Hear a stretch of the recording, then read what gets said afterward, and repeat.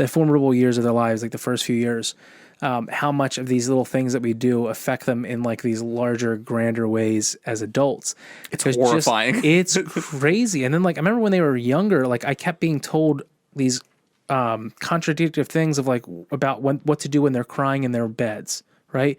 Like one side is die hard, you leave them and let them be independent. And other side is die hard, coddling them. And it's like, sometimes I just want to go coddle them. And sometimes I want to be like, it's enough, like time for bed. I think that there's part of the misconception is that kids operate the same way. And what I found to be most helpful to me is that the most important thing you can do with your kids is know them. Oh yeah. And they're so different. And all you have to do is get to know them. And they're so unique, and each one requires a different amount of intentionality, a different amount of discipline, a different type of discipline. But at the end of the day, if you know them and you gain their trust, that's the way you communicate with them. Yeah, no, absolutely. Yeah, I would have never believed that kids are so different if I didn't have two. And I don't even know if it's just because of having a boy and a girl. I mean, they're just even just like nieces and nephews, they are so different, so different. It's like how much of that is, nature versus nurture? Like, I think there's a lot more nature involved than I ever would have expected.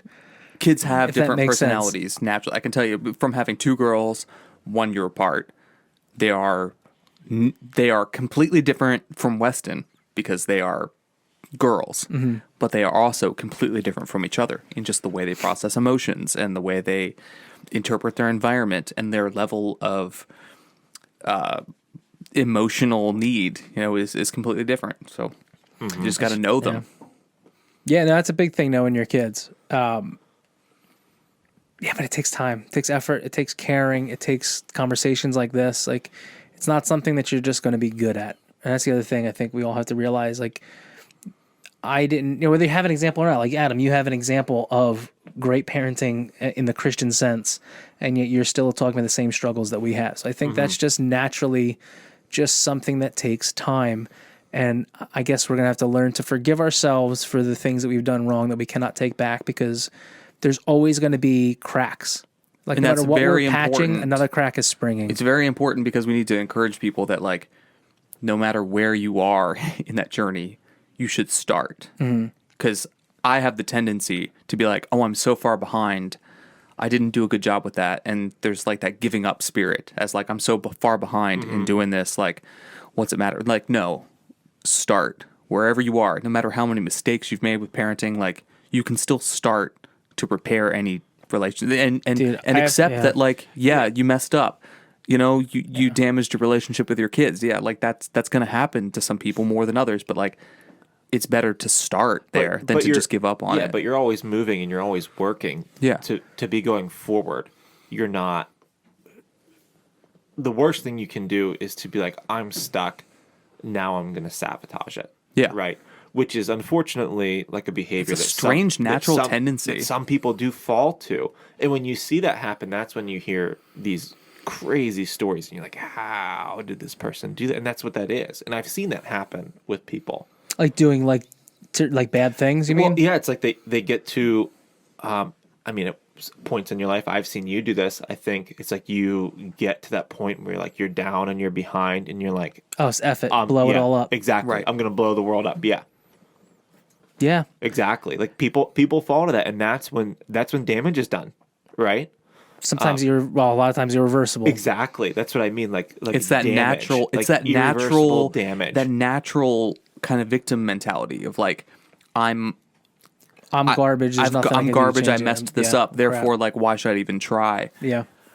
Yeah, and I feel like a lot of people let that extend to even just more simple parts of their lives. Like, we were actually talking about this earlier whenever we were in the car ride over. We said we spoiled this podcast because we were, like, having the conversation naturally in the car. I want to make a new rule, no carpooling. Well, if Brandon's motorcycle wasn't broken... Oh, yeah, then rode over. Electrical issues. I say we would have had no talking. Yeah. But anyway... I was talking about even just in simple parts of people's lives, someone's like, man, like this light switch doesn't work. And they're like, now I'm stuck. I can't figure out. But it's like, no, it's like people, it's not even that people don't want to. It's that even when the resource is available for them to like learn or be taught to get their hands dirty to solve their problem, they just have no desire to do that. And, that's where the failure is. Like, I've learned so much of like the practical skills that I have because I was like, oh, like this isn't working the way that it's supposed to. Let me learn how to make it work the way that it's supposed to. Part of that's because you were put in the situation where you were required to, which is Yeah. something you have to remember as a parent. Like, for kids to learn how to solve problems, they have to be put in situations, safe situations, Yeah. but situations where they are required to solve problems. If you give kids an easy out to every single problem, they will not learn how to solve problems. Deep Fried Thoughts, it's the best podcast. Deep Fried Thoughts. Don't worry, we're working on a better intro.